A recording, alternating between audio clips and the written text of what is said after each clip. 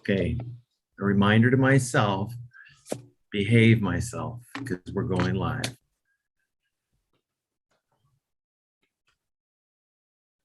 Okay, all right. Welcome everybody. We are going to start with our roll call. So Dr. Winsor? Present. Nope. Okay, there he is. There I am. Mrs. Schmaltz, I'm here. Mrs. McNeill? Here. Mrs. Mendonca? Here. Ms. Garrison? Here. Dr. Hess? Here. Mrs. Montano? Let's see. Dr. Tietgen? Here. There he is. We have quorum. Okay. And we have two guests that could introduce themselves. I'm happy to go first. Hi, everyone. I'm Dr. Stephanie Lechuga Pena. I'm an assistant professor at Arizona State University School of Social Work. I also collaborate with Dr. Winsor with my project, Your Family, Your Neighborhood, which engages parents to increase school attachment, community cohesion, and parent-child relationships. I also have a child at Paideia. Yes. Great, welcome. Okay. Of course, we have Joe Bryce, our financial consultant. All right, we're good. Okay. I do not have the agenda in front of me for some reason. So I've been looking for, like, where did that go? Has everybody had a It's chance in the- to go over it? It's in the meeting invite. Yeah.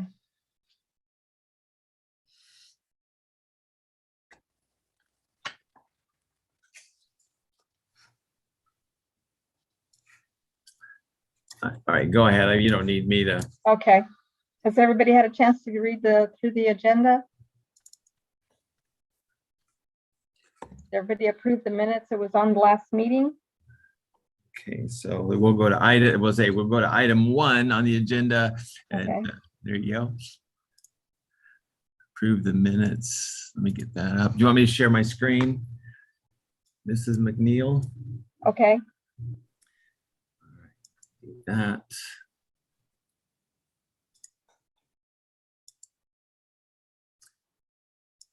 All right, does it show the minutes? Yes. All right, let's review down through.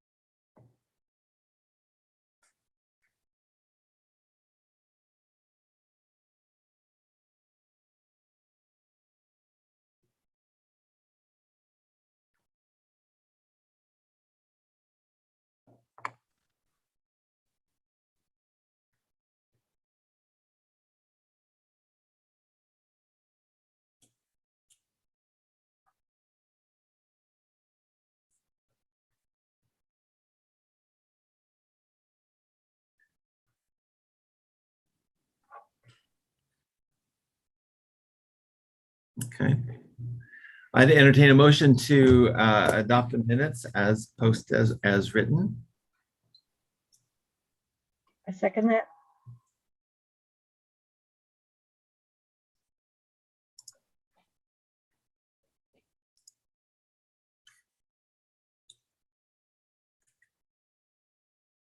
Okay, so was a motion made then? Did you Yeah. make the motion, Dr. Winsor? Yeah, I made the Okay. motion to adopt. I thought you were entertaining the motion. Okay. Oh, So, no. do I made- Do we need, do we need to do roll call, or can we Yeah, just? go ahead, Ms. McNeill. You could say, you could direct Ms. Schmaltz to do a roll call vote. Okay. Let's do a roll call vote on accepting the minutes. Sounds great. Okay. Or you could do a vote on this one if you wish. Okay. Dr. Winsor? Yes. Ms. Schmaltz, Yes. Beth, Yes. Mr. Hess, Yes. Ms. Pena? She's not in yet, so she doesn't Oh, get. that's She right. doesn't vote. Okay, I'll get it. Mr. Tietgen? I abstain. I was absent. That's right, you were. Okay. Victoria Garrison?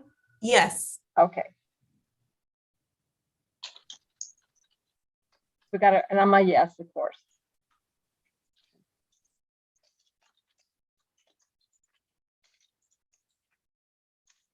You ready to move on? Moving on. Okay, I believe Dr. Winsor is nominating Stephanie for a membership here on the board. Yes, I attached her, Dr. Pena's resume, and she's already been highly involved with Paideia as a mom and as a consultant. She's met with several parents over a few weeks and some of her students doing the Your Neighborhood, Your School, or Your School, Your Neighborhood. One of those. Your family, your neighborhood. I Your know. family, your neighborhood. It's a hard one. Sorry. So I'd like to nominate Dr. Pena for position and membership on our board.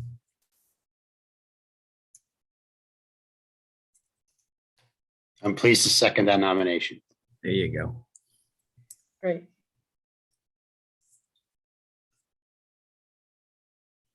And then Ms. McNeill, you just direct Ms. Schmaltz to do a roll call vote. Okay. Ms. Schmaltz, could you please do a roll call vote? There you go. Welcome. Yes, I can. Okay. Sorry about that. I'm typing and doing things. Okay. Okay. Dr. Winsor, Yes. Mrs. McNeill. Yes. I am a yes. Ms. Mendoza, Yes. Ms. Garrison, Yes. Dr. Hess, Yes. and Dr. Tietgen. Yes. Yay! Excellent. Thank you. I look forward Hey, to welcome. serving. Welcome to the Congratulations. board. Now the real fun starts. Will work. Hey. It really does. Okay, moving on. Is Joel here? Is he going to go over the financials? I am, yes. Okay, great. Joel, I just made you co-host if you wanted to share your screen. Perfect. I was just going to say, it looks like it's disabled, but let me pop this up real quick and we'll get going.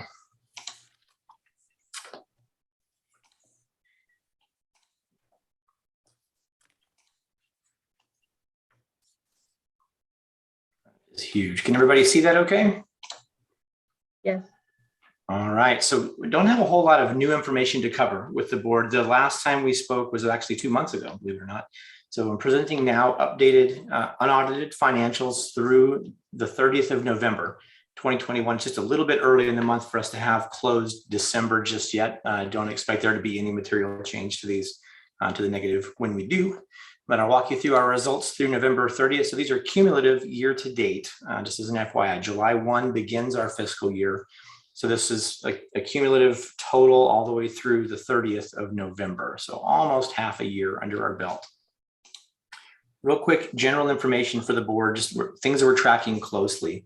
If you recall at the beginning of the year, we had budgeted around an enrollment number of 790 ADM or average daily membership, which equates to 836 enrolled students or students, bodies in their seats, if you will.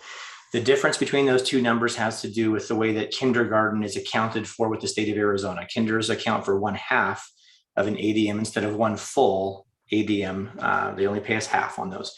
So our current enrollment now is down to about 827 as best I can tell. We're getting paid currently on 780.29 ADM. That number hasn't really changed in the last 2 months, the ADM payment. But as of 1/3, so for our January payment, we're still paid at 780.29 ADM. The budgeted revenues that we've included in the budget, which I'll cover momentarily, are still very much in alignment with what we'll be receiving from the state, although it's gotten a lot closer. There's a lot less contingency available there. Based on how we budget, we kind of short the revenues a little bit. We use last year's funding formula and this year's enrollment to come up with what our projected revenue is from all state sources. And that has worked out well for Paideia in the past. And this year is a good example of that, how enrollment can decline as the school year moves through, and particularly after the Christmas break. We can see some changes in student levels, but it does not require at this point any kind of budget revision because the revenues included in the budget, we're still tracking to receive everything we budgeted and just a little bit more than that. So we're in good shape there. Currently, and you'll see this momentarily when we get to the budgeted results, we're still tracking strong toward a debt service coverage of 1.37 times actual debt service, which is very good. We are heavily relying on ESSER funding to get there. And there's nothing in the way of us receiving that. It's just a lot of housekeeping stuff that we have to do to get that in. And then we'll hold the line on cash at about 251 days cash, which is just slightly down on a days basis from last year, even though the total cash will increase over last year in dollars. So we're in good shape from a budgeted performance standpoint. We'll cover all of our requirements with both our authorizer and our bond covenants. In good shape there. Then just another note that's tagging along from the last board report, we did receive notice on an additional $127,000 and some change in results-based funding that is now included in the budget. And that is why the debt service coverage and cash have slightly increased from our original budget projection as we began the year. Things just for the board to know and keep in the back of their mind. The school received 3 different waves of funding related to the CARES Act, COVID-specific funding from the Fed. These were ESSER grants around 1, 2, and 3. We've already expended 1 in years past, but ESSER 2 and 3 are still unreceived by the school, although we are spending against those. Those are a combined allocation of a little over $3 million that we can utilize over all of this fiscal year, next fiscal year, and the following fiscal year to address issues related to bridging the learning gap and our COVID mitigation and response plan. So this year's budget includes fully half of that entire allocation instead of a third, like you might otherwise like to see it. So we're kind of spending up front a little bit more on the ESSER to maintain our operation as we grow into Paideia Liberal Arts Academy. Obviously, that's been a bit of a stressor on the budget, as it would be. And when you grow, you always have to staff according to where you need to be academically, and you don't yet have all of the enrollment that you need to pay the bills. ESSER is definitely helping us out in that regard. And other things worth noting, again, just no action needed, but how we budget on the classroom site funds is also going to be beneficial for us this year. Last year's allocation for classroom site funds, it's our second largest funding source from the state, was about $425 per pupil. This year's normal amount would have been $522, but we received a one-time clean out payment of over received revenues last year to the state, which makes this year's allocation actually $733 per pupil.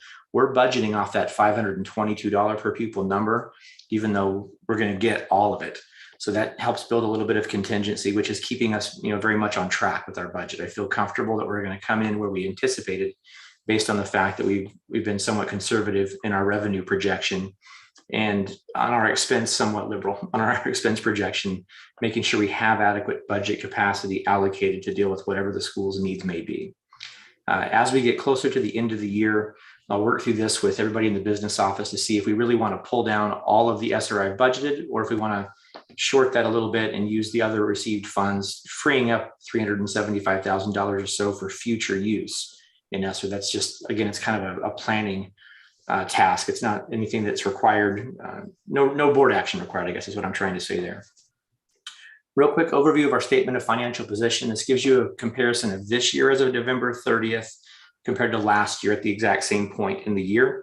Cash has grown about $540,000 and some change. Accounts receivable are slightly down, and there is a significant amount of revenue that we have earned in accordance with our ESSER plan that I've not even booked yet because I have to get through a process with our new grants gal. As an FYI, we've made a change in the resources we use outside of Paideia to help us administer the federal grants. The new person is started now. I've had extensive experience with her in the past with other clients, but one of the first things she and I'll do is sit down and go through these budgets and verify what has been technically earned based on our expenses under the grant. And then I'll go back in, you'll see this number will grow. If you were to look back a month from now, we'll show a much larger account receivable based on those federal funds that we have technically earned and not yet received. None of that will affect our plan for the year. It's just a matter of getting some housekeeping done when it comes to federal grants. So we're in good shape there. The other items that have changed, I've highlighted for you, things that are materially different from last year. Other assets in last year's $50,000 amount was unamortized purchase price for the preschool, private preschool. We fully amortized that off since we've ceased the operation of the preschool as we took that on. So this went away as compared to, this year it's zero. Last year it was about $50,000 of remaining unamortized expense. That's a zero now, not a big deal. And then the biggest one, probably the Paycheck Protection Program on our books last year for $744,000 that has been completely forgiven. And we took that as revenues in fiscal year 2021. So it's a zero now. We do not owe that money. We received the revenues accordingly. And then the biggest thing that I'd like to point out is Paideia is obviously in a great financial position. If you look at the total equity growth from one year to the last, this is really in the nonprofit sector, it's net assets. We've increased our net assets by about $1.359 million in the last 12 months, from November to November. It's an excellent position to be in. Paideia has, for new board members, significant financial resources that it's worked very hard to ensure it has over the last 5 years. And stewardship is definitely something that this governing body has done very well. Moving on to the next page, statement of activities, budget versus actual. Real quick overview of some areas that I'm tracking closely, but I do not feel will push us off our number. We're significantly under-received in local source revenues compared to what we budgeted. Some of that is just due to things that are COVID specific and that we've changed, things we've eliminated. As an example, I don't believe we're charging for transportation services anymore. We're not receiving any revenues for that. Little things like that have added up to a delta of about $60,000, $61,000 less than we had budgeted year to date in this category. I may be working through changing the budget projection for local revenues, but we already have well over this amount of basically unprojected revenue in the state and federal areas. So it's not going to affect us negatively. It's just a matter of addressing that in the budget plan. We're a little under-received year to date on the state side. This is timing of state equalization. That's all that is. That'll go away very quickly. And on the federal side, we're over-received. Almost all of this amount is significantly more National School Lunch Program revenue than I anticipated we would receive. And the expenses related to that program are not as high as I thought they would be. So we're actually in really good shape. That in and of itself is a huge benefit to the school. We're able to receive revenues and don't have commensurate expenses related to those revenues like you might otherwise think. So we're helping ourselves in that regard.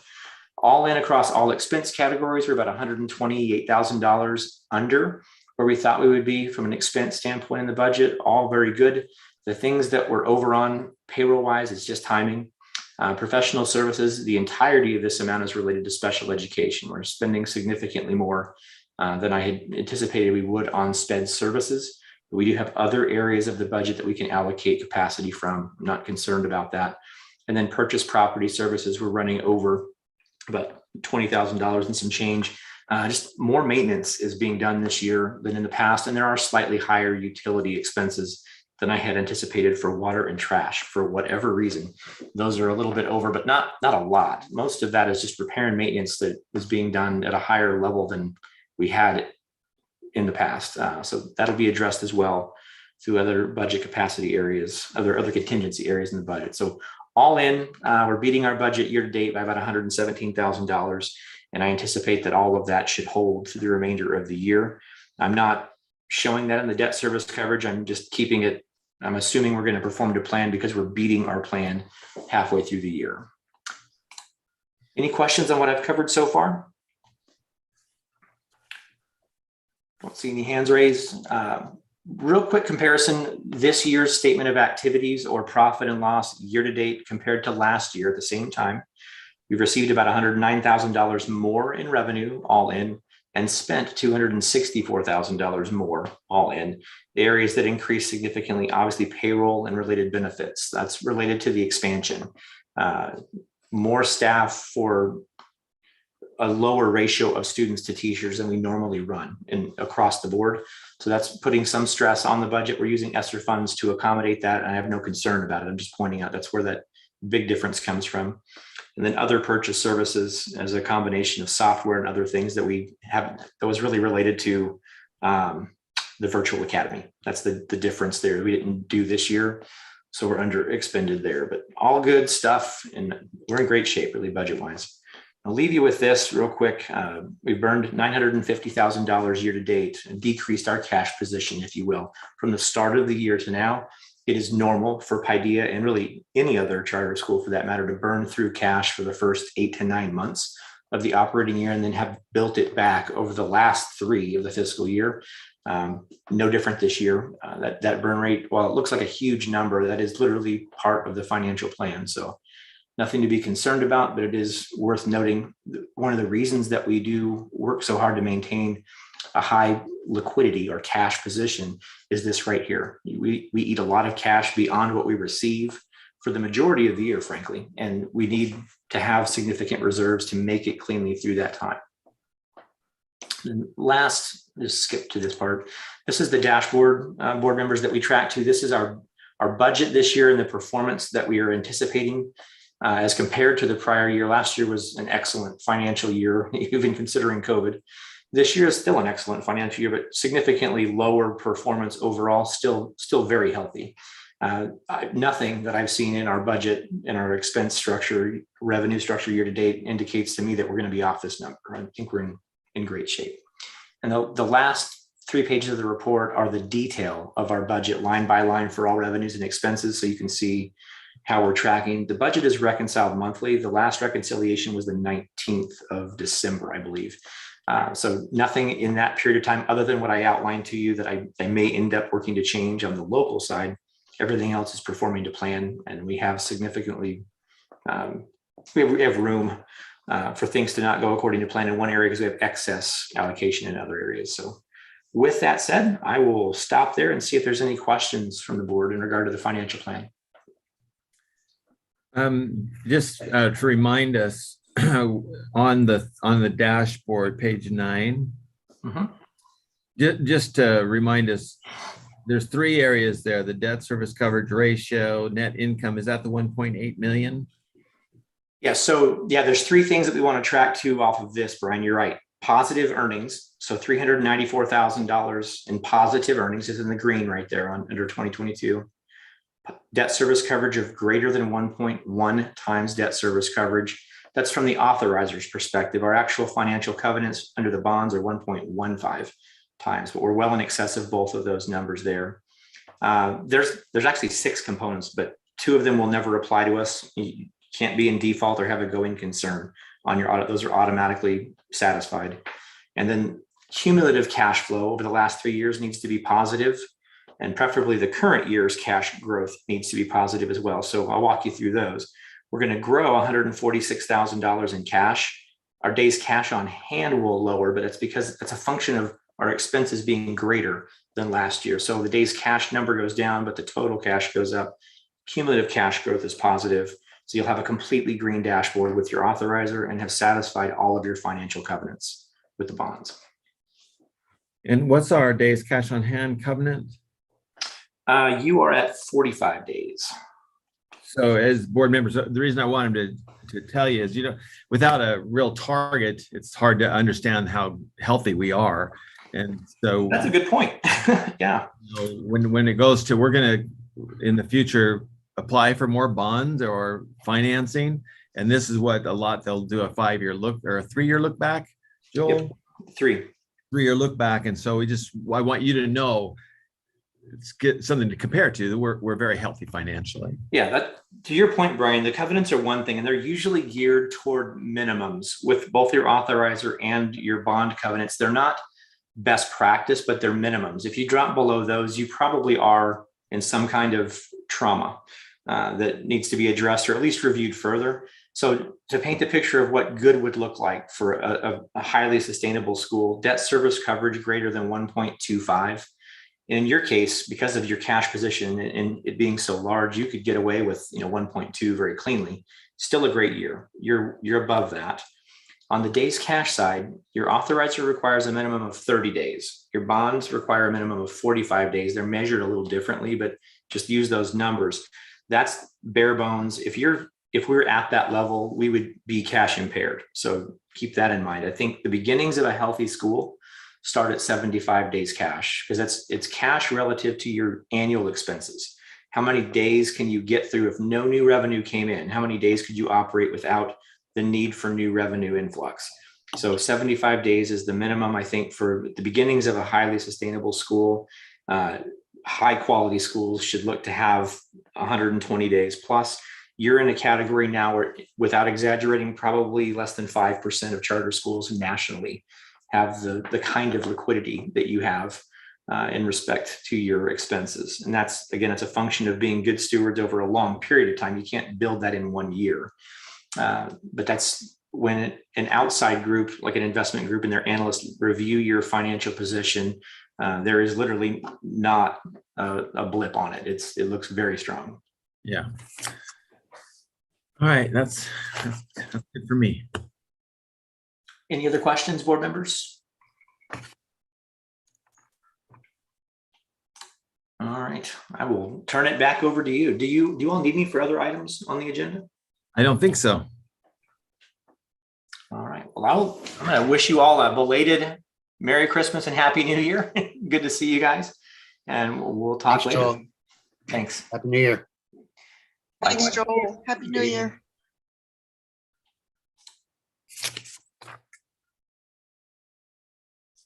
Dr. Winsor, are you going to lead the discussion on the discipline policy? Yes, so that'll be the next item, a discussion and vote on the discipline policy. So let me, I got the flow chart. Where's my policy? I think I gave you the flow chart, right? And let me share my screen, and let me give you some background on this thing here. So House Bill 2123 became Arizona Revised Statute 15843K. And the background is that is the discipline of kindergarten through 4th grade. And the law now states that a school is not allowed to suspend or expel a kindergartner or a 1st grader unless they bring a gun to school or some other weapon to school. The law requires 2nd grade through 4th grade, basically, that we could suspend them. There's the flow chart. I'll just give you the general.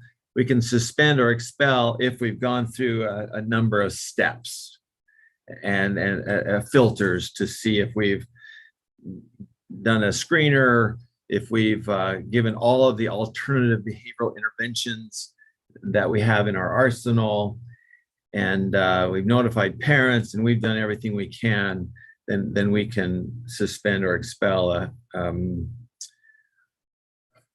out the exact wording.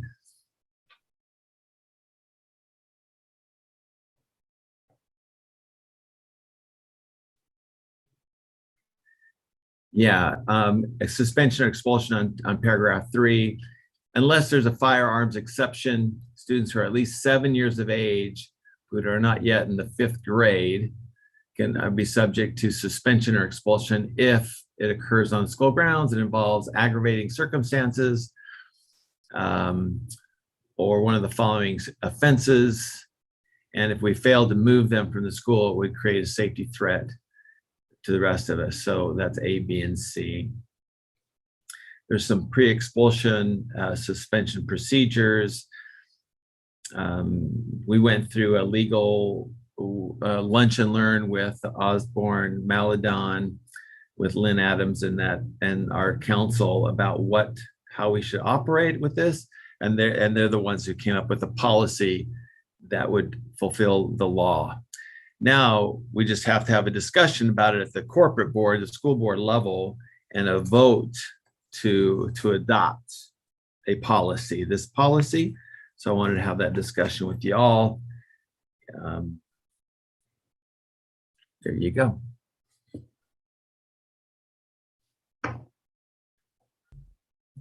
it seemed to me, I watched the training that you sent along, the video for it, and it seems to me that what you have highlighted is one of the biggest concerns is figuring out what constitutes alternative behavioral and disciplinary interventions, as well as the, disability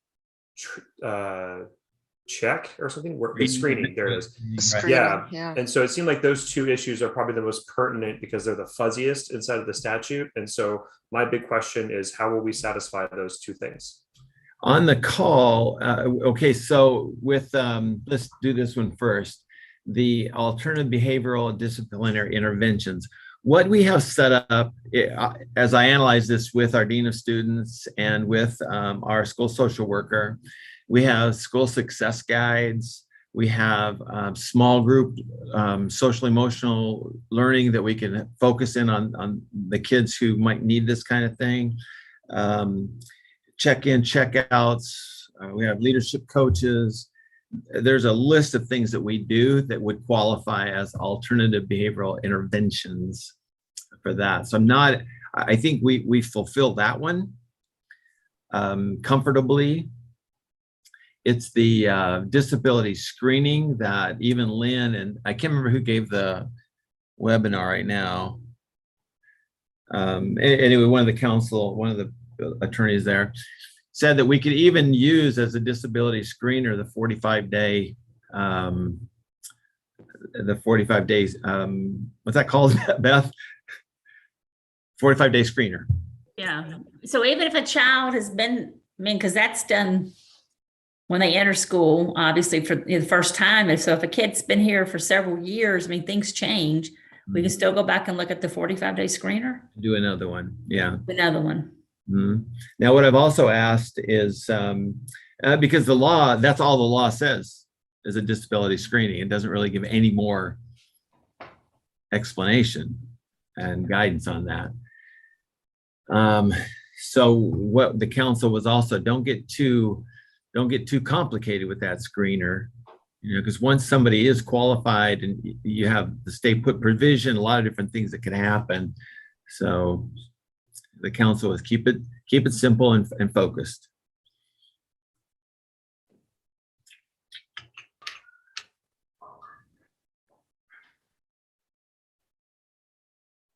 Have you experiences to where this applies? Yes, ma'am. So without, I won't give names or incidents, but I will tell you that we've had some kindergartners this year who, and in the past years, who this makes me really nervous because there's some kindergartners who should wait a year.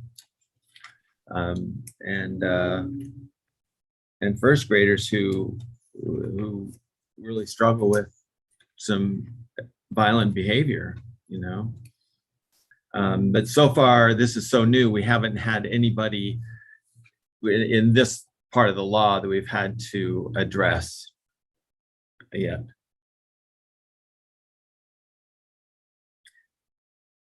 Most K through 4 kids, we can work with them with a success guide, with check-in, check-outs with our dean of students, our school social worker. Some of them are assigned a leadership coach from the Liberal Arts Academy. There's a lot of tools that we use that work well with, I wouldn't say K, I would say 2nd, 3rd, and 4th, some 1st grade. But when you're a 5-year-old and you're exhibiting some of the aggressive, violent behaviors we've seen in the past, this becomes a challenge for us. What to do? It will become a challenge for us.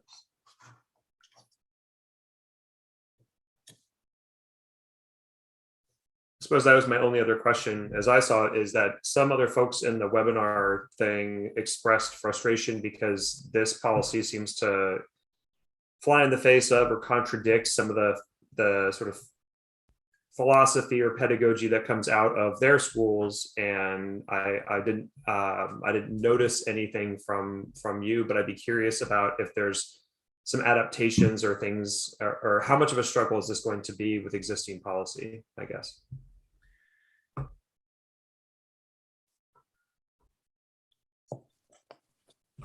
Well, our policy has been the demerit points guide us with suspension. We've used suspension as a tool to get the attention of the parent. Because once you send a child home for 2 days and you tell the parent, look, this guy can't come back until you come to the table and we get together with it and make a plan. And so now with a kindergarten and a first grader, we're not allowed to do that. So I think that's the place that's going to make a challenge for us in the future. I don't think for the rest of this year necessarily, but and this year was very, the kindergartners that came in this year were ultra, I mean, it was,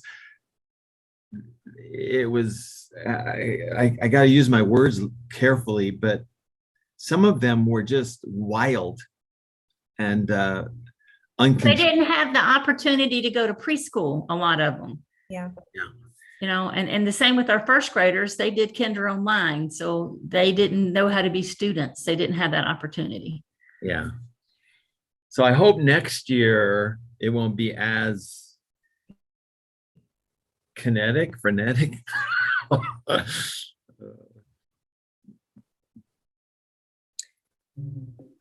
So Dr. Winsor, and I'm pretty sure, I mean, I'm quite certain I'll know the answer to this, but I thought I would ask anyway.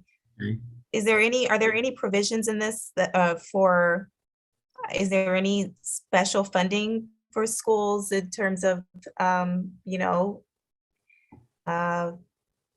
resources for developing those ABDIs or continuing our work with the social workers and counselors and hiring people?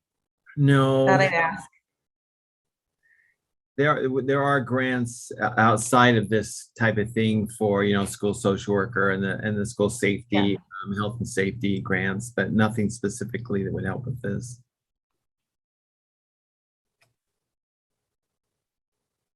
Okay. As I spoke about this with our Dean of Students, Mr. Madrid, both of us were very frustrated also, as you can imagine, Aaron, after the seminar. We're just like, what the, this is just, so after we calmed ourselves down, we thought of some proactive preventative things of being more diligent in reaching out to the parent of the kindergartner who is destroying the class and having these types of behaviors chronically, and trying to get with the parents a little bit more than we had.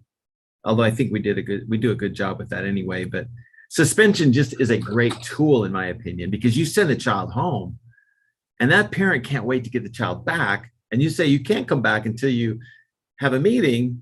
The parent will show up to the meeting, and that's the challenge I think we're going to face in the younger grades.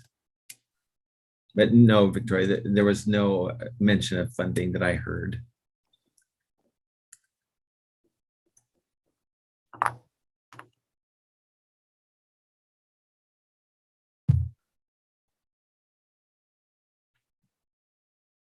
So what is the plan? If in lieu of having to send the child home and get the parents to intercede and sit down with you, then the plan is to continue to have the child in class and have a meeting with the parents outside of school, after school.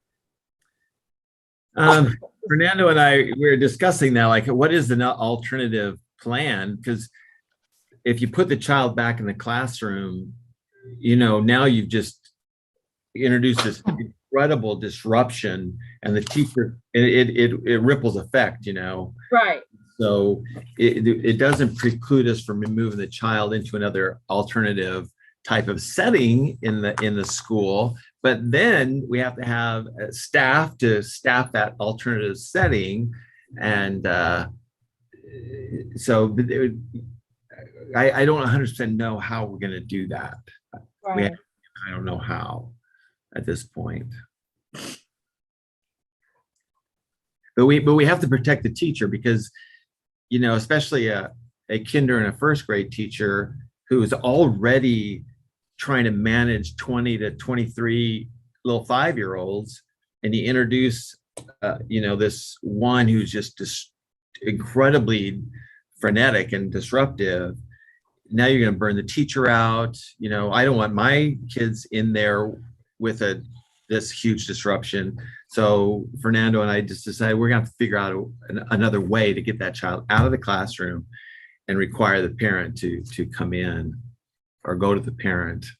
That Fernando says, well, I'll just take that child and I'll just go to that parent's house. I said, well, okay. Well, you know,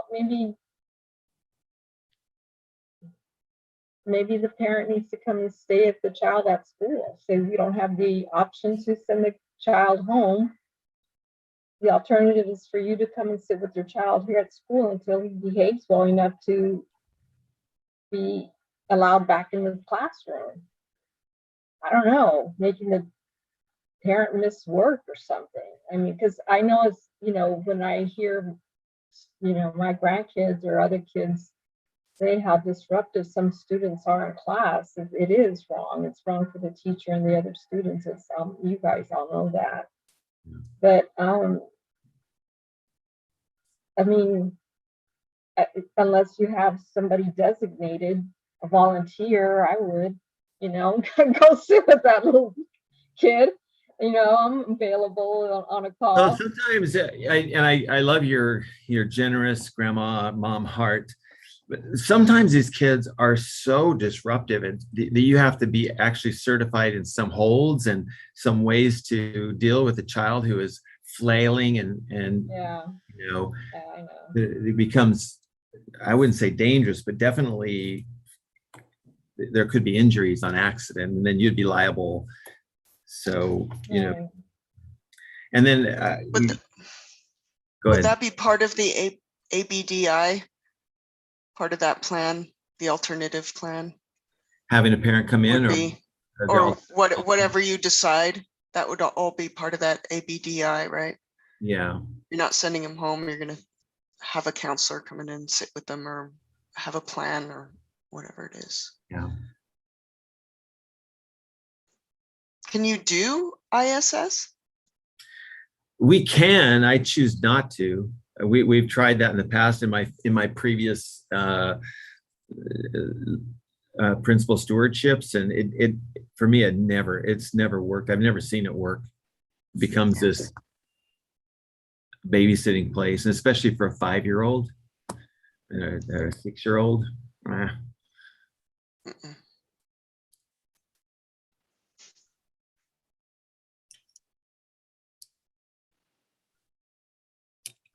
Beth, you're a PBIS person.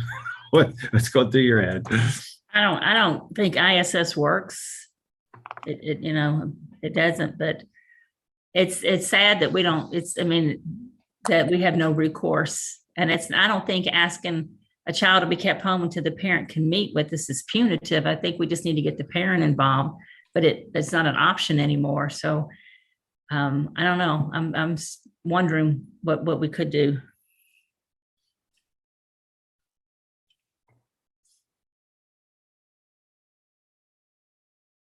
Well, it seemed like for now, we at this point, our task is to figure out if this is going to be following the statute, and it seems like it. And so that's what our decision is. I'd say my last question in that regard is this going to be slipped into the handbook? Is that where this document will reside? Yes, we'd have to slide this into the parent guidebook in the handbook. Yeah. Okay. And does it run afoul of the existing policy in any way, or does it need to be modified to fit more appropriately, or if you know what I mean, like existing, like the demerit system and all that?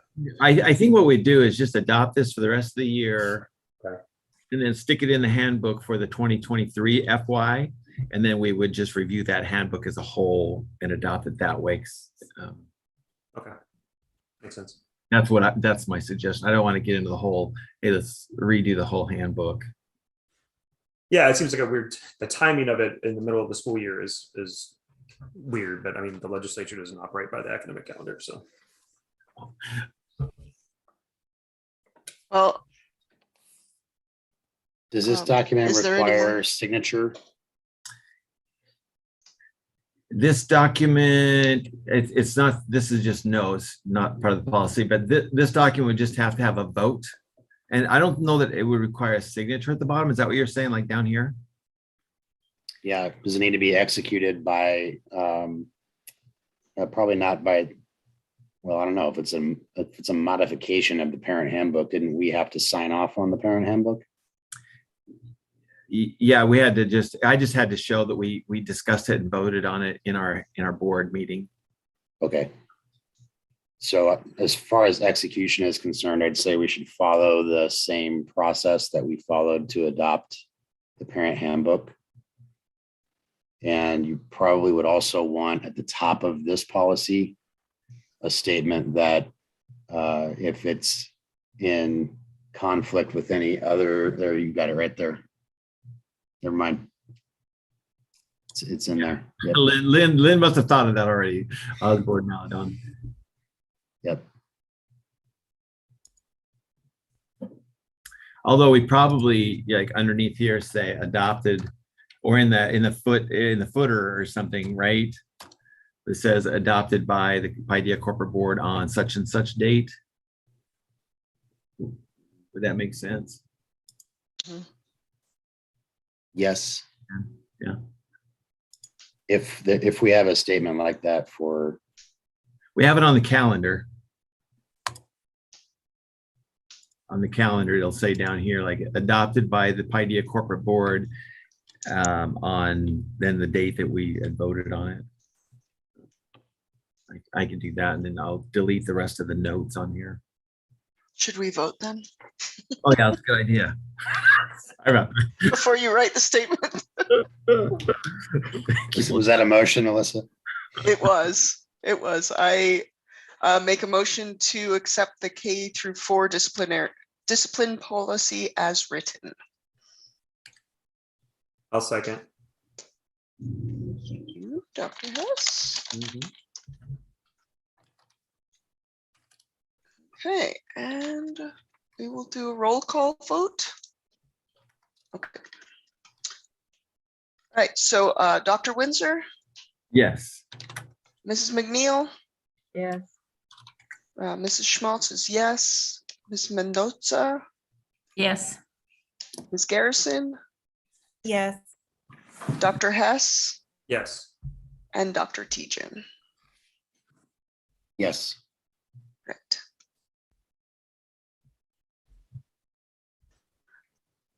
Okay. All right, motion passes. Okay, thank you. And stop share and next item. Okay, the next. I'm sorry, Ophelia, I do this. You Oh, it's okay with me. Ben will tell you that. Yeah, you got to watch him. Yeah. Tries to take over. Who's doing the next one? That's me too. That's Victoria. Oh, okay, that's what I thought. Is it Victoria? I'll share my screen. Where is it? Well, I can, all we need to do on this is notify, correct? Mhm. Correct. So I don't know if everybody had a chance to look at the document that was sent on the adoption, the requirements for us to begin our process of adopting a sex education course. And really what our requirements are according to the law. Those requirements are stated there. Basically, we need to be able to give a public notice and public hearing of the contents of the curriculum and the course of study. So it will be available for review and for public comment for 60 days, at least 60 days before we as a board actually vote to approve this course of study. Or disapprove. Or not approve it. So we do need to conduct at least two public hearings within that time frame before we bring it to the board for a vote. So our first public hearing is going to be January 31st. The second will be February 15th in the cafeteria. And And then at that time, after we've gone through that period of 60 days, we will bring it back to the board to decide whether to adopt the sex education course of study.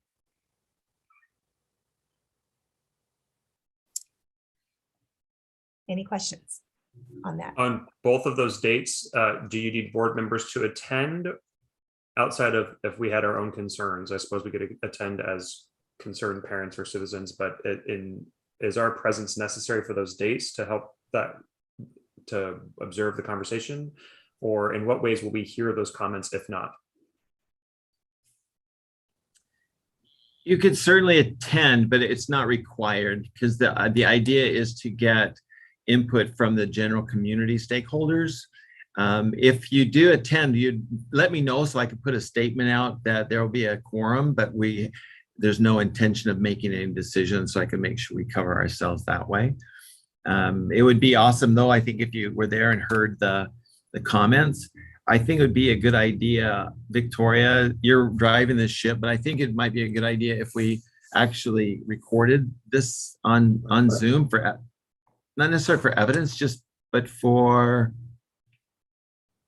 documentation, so that even the board members could review that meeting and the comments, so they're better informed if they don't attend. That makes sense? Yeah. That's what I'm asking, so that's good. I would hope that Stephanie and Joronda, if she's able to, and Joronda's schedule right now, she coaches. So this is her season of coaching. So that's why she's not able to attend as much. But if Ophelia and Ophelia and Stephanie at least I think that do you guys plan on being at those? Yep, it's on my calendar. Yeah, very good. Because I think that's that committee and the board that's going to drive this thing and with Victoria. How is it going to get announced about this meeting, other meetings? How will be communicated? I will post like I do with the board meeting in the foyers. I'll post it on our calendar, our Paideia calendar, and I'll post it as an event on Facebook. Okay. And nobody sees it. It's still awkward. Brian, do we need to offer us translation services at that meeting? That's a good point. Yeah. Yes, might have see if Edith and Italy can have to pay them overtime, but I think it would be well worth it. Okay. Thank you.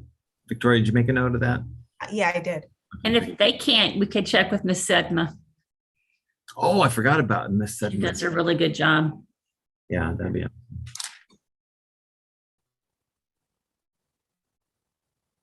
Will there be handouts given to anybody, or is it going to be a PowerPoint, or do we know how it's going to be delivered? I believe it'll probably be a PowerPoint Okay. of information rather than a handout. Okay.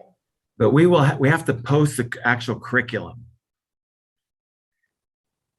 So that when I post this stuff, I have to actually post a link so that so the community can actually read through the curriculum. So it might be also a handout of the curriculum.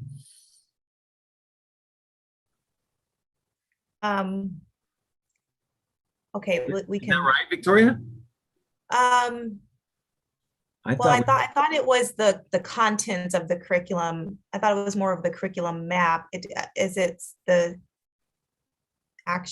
specific lessons in the curriculum that have to be posted? Or is it more the course of study, which to me sounds like more of a map of. B is the wording I took straight from the law. Make any proposed sex education course of study available and accessible for review and public comment. So what does that translate to you as, Ben? It's right here. Were you asking me, Dr. Winsor? Oh, to Ben? I think Ben's yes, got the legal brain, so what not like I am legal counsel for the board or the school, but No. I would say, I mean, make it available and accessible. You would follow the same rules that you do for posting the agenda for our open meetings. Do you read that as saying the table of contents, or the index, or the whole curriculum? Say it's the whole thing. That's how I read it.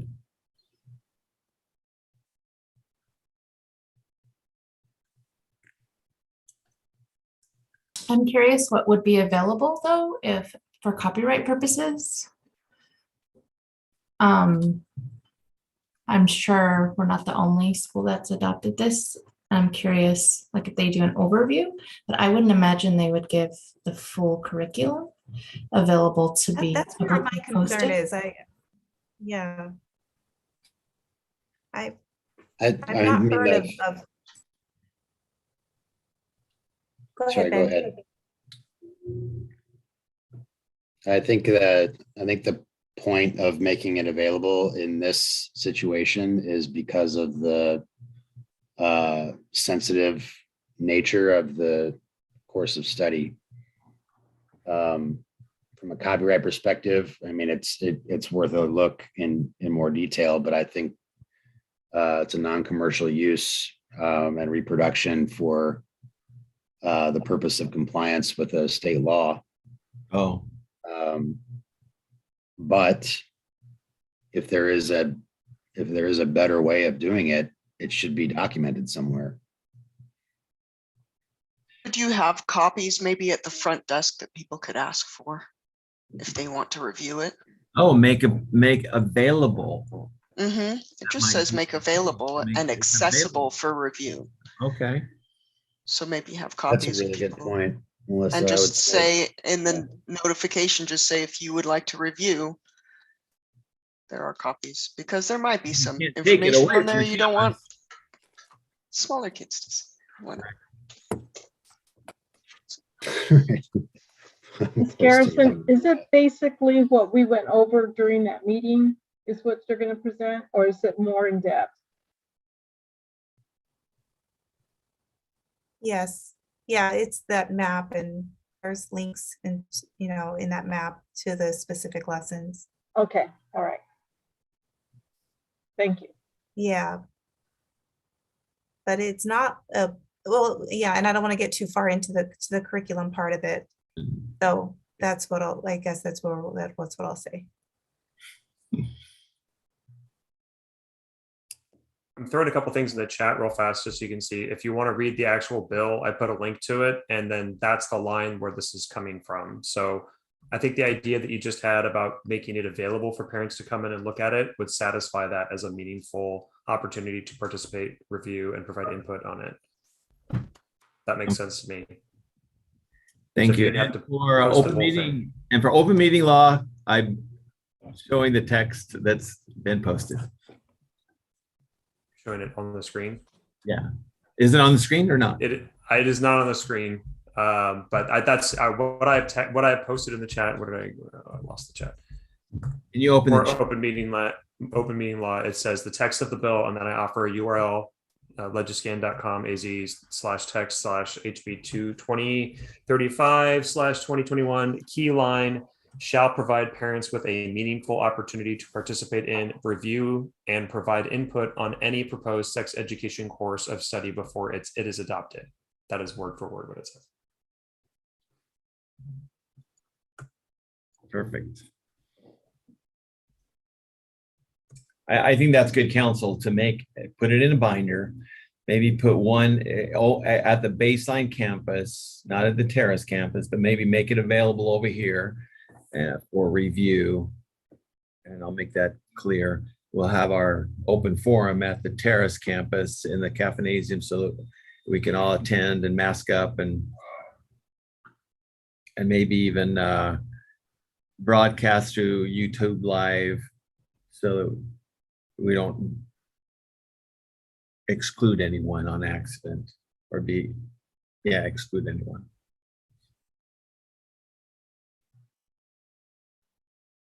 Okay, do y'all feel informed? All right.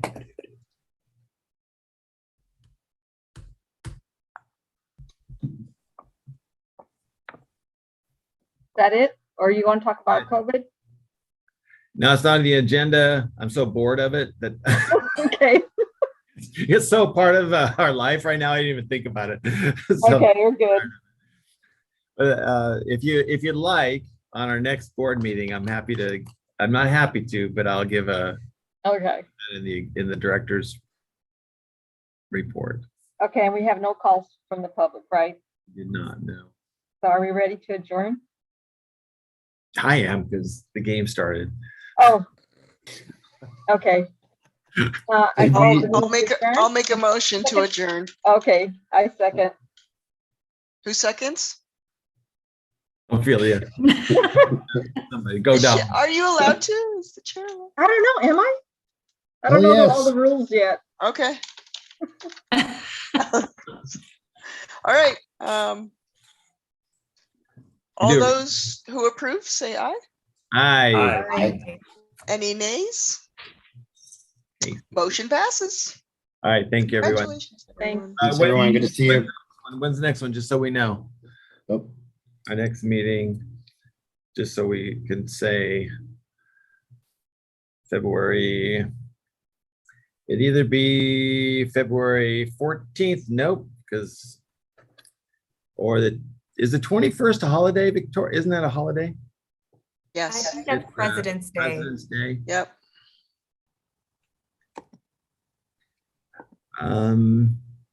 28th. 28th? Yeah, we would still be within our, yeah. Yeah, that's still fine. And that's after our first review of the Whopper. Okay. February 28th, we all good? Sounds good. Okay, well, I'll take that a notice. Thank you, everybody. Thank you. Aye. all right. Thanks, Bye. Thank you, everyone. everyone.